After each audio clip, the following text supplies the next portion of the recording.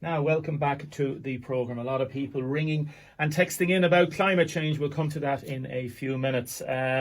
Regina Mangan, good morning. Good morning. Thank you very much for coming in to us. Thank you for having me, Damien. Liberty Blue Estate Agents, the latest Daft.ie report.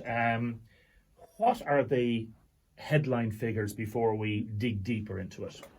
So the average rent in Waterford is €1,007 according to the Daft report.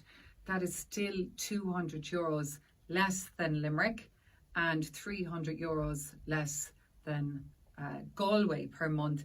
And Dublin, to put it into context, is 2,044 on average. But look, DATs and stat are right. When you bunch it all together, it does skew up numbers. I think you'd be hard pressed to get a property to rent in Dublin for less than $2,500. So on average, if you base it on a 2-bed property, the average price for a 2-bed property in Waterford is somewhere in the region of €850. And in Dublin, it's $2,500. And it's significantly higher, probably $1,200 in Limerick. So we are still, albeit that the prices are rising and they're rising in Waterford, inflation has slowed down drastically. I think the last time we were well over 10% in Waterford because we were rising at a fierce rate, and now we're back to 5% inflation. Because we had been coming from such a low starting point. Yeah, and the rent pressure zone extended to Waterford was a good thing. You know, I think I remember saying that to you on the last end. Like, you can't have prices to continuously rise. It's not healthy. It's not healthy for our children. It's not healthy for the next generation. And in Ireland, we are moving away from home ownership. I remember telling my bank manager that 10 years ago, walking down the street, I said, Nora, people are going to be renting properties in Ireland. They're not going to be owning them, the next generation. So, like, we're nearly half of our society are renting now. Half? 44% based on the census. So, like, you know, it's nearly half. So people are migrating. What we're finding in Waterford actually is that a lot of people are relocating to Waterford because it's more affordable. Like, that's good news, isn't it? And what about Dungarvan? What do we know about the county? I haven't checked the Dungarvan numbers, but all I know, right, is it's a complete disaster. There is no stock in Dungarvan to rent. I haven't checked it this morning, but in general, it's bad. There just isn't stock. What about the stock in Waterford? In terms of stock in Waterford today, right, there are 29 houses to rent, of which 8 are students, because I went through and counted them all. So that's 21 houses for families to rent. And that's anything from a beautiful executive home in Newtown for €1,700 down to a house in Ferrybank for €875 or €900. So, what do you think of that level of stock? Is that terrible? It's a disaster.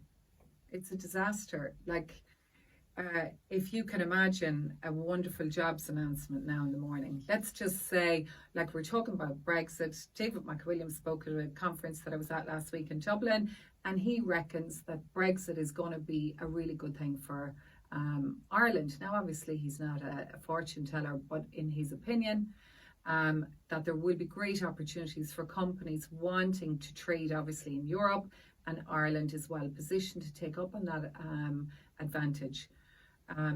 I think the worrying thing might be that a lot of them will want to settle in Dublin, and Dublin is seriously in distress infrastructure-wise and everything. So Waterford is well positioned in terms of stock. Yeah, it's not good. Like, you know, I was just reading about Dublin and Cork.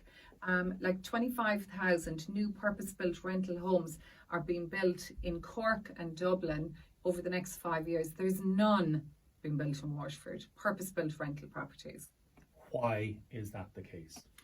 Those properties that are being built by hedge funds, pensions, and they're availing of significant tax breaks. You know, is it because the returns are so much higher there?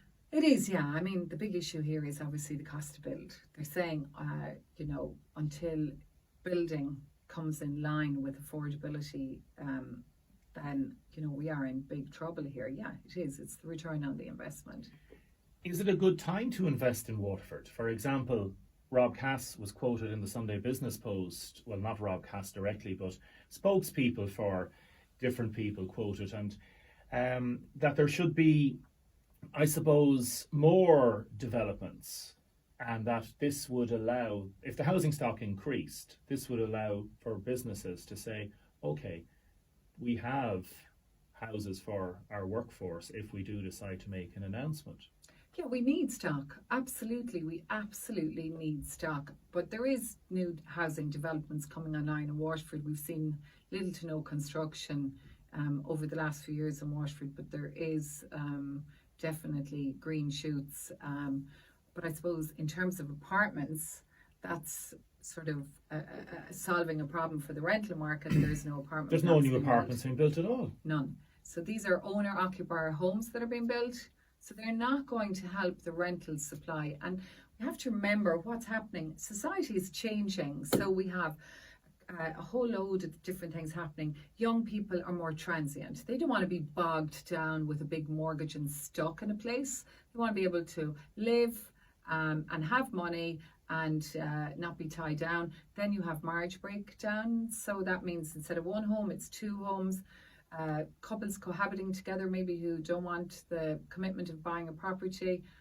People migrating from rural to urban. That's a really big thing, especially people getting into their autumn years. We see a huge shift from rural to urban. How do you predict the rental prices will go in the next year in Waterford? Well, it's dictated now by the rent pressure zone. So there are areas that are precluded from a rent pressure zone, like O'Connell Street and Grace Dew and Ferrybank. I would suspect that government will bring that in over the next 12 months.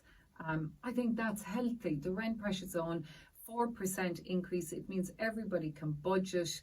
They know it's 4%, and they can budget accordingly. It's fair, I think, on both sides. Regina Mangan from Liberty Blue Estate Agents, thanks very much for joining us this morning. Thank you very much. Today.